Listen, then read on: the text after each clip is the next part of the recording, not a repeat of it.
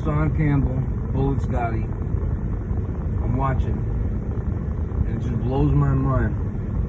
They're talking about 1090 Jake right now, and how he exploits the black community, and everything that he puts out is negative. And Gotti's in the background saying, "Yeah, but you don't give no money back to the community that he's talking about." What? Yo, I swear to God, man.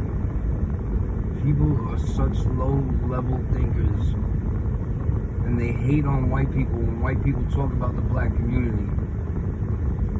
And then I hate the black people that they'll be like, white people have no business in this culture. They have no business. Da da da. Vulture cultures. Da da da. Dude, what are you talking about? Seriously, you don't even know what you're talking about. I was a little boy in the 80s, right? And I remember watching, I'm from New York, so I remember hip-hop when it was first hitting. There was no gangster rap when it first started, because the real gangsters were the Italians, the Irish, that were really in the city and really doing mob stuff at that time. And the black people always respected them. Always. Because they were murdering things. They were really doing things back then. And it was organized. And it was about money. So the blacks always watched the whites and said, "Oh wow, man, that's gangster."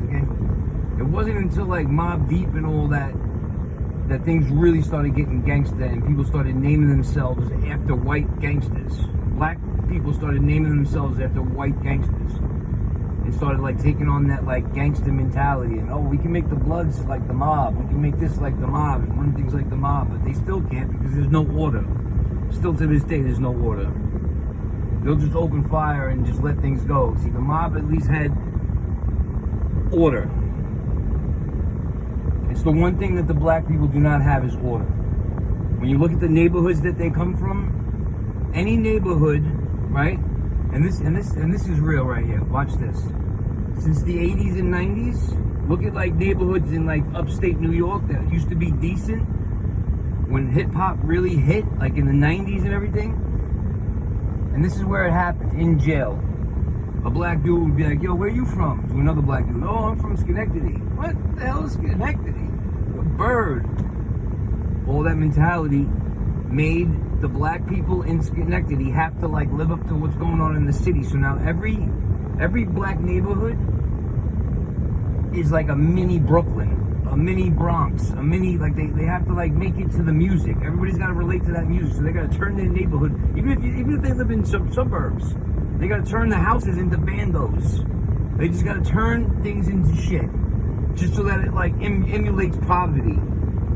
Because they don't want to go in jail and be like they're not from a town that has poverty and prostitutes. They just got to turn everything into trash, just so that they can relate to the music that they're listening to. And that's real. That's not racist. That's just real. That's the truth. It's like you drive through a black neighborhood and you talk about it and it's the truth, and then someone, "Oh, you're racist." Oh, okay. Oh, yeah, you're right. Let me not talk about it. Like, what?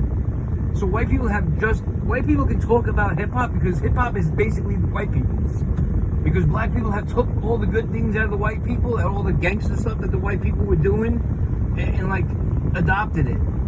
Everything that you wear, everything that you drive, a white person made. All the Versace and the Louis and the this, and the Benzes, like it's all like German, like Italian, like it's all white people. So you take all this stuff that white people and wear it and pretend like you're the mob and the gangster, and you took the ER off of gangster, and like, so white people have a right to listen to the music. Like, white people are the ones that fund the music in the first place, because the black person will just get the music, copy it, and then start selling CDs. So the black people would never make $1. If it wasn't for white people, these guys wouldn't be rich, because white people are the ones that buy the music, because the music is something that hits home to us, because it's like what we were doing before we were civilized. We were mobbing and robbing and extorting and gang Tommy guns, and before you were even allowed to get off the porch.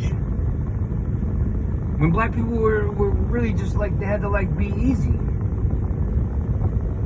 So I don't know, man. I'm just listening to, like, it's just so...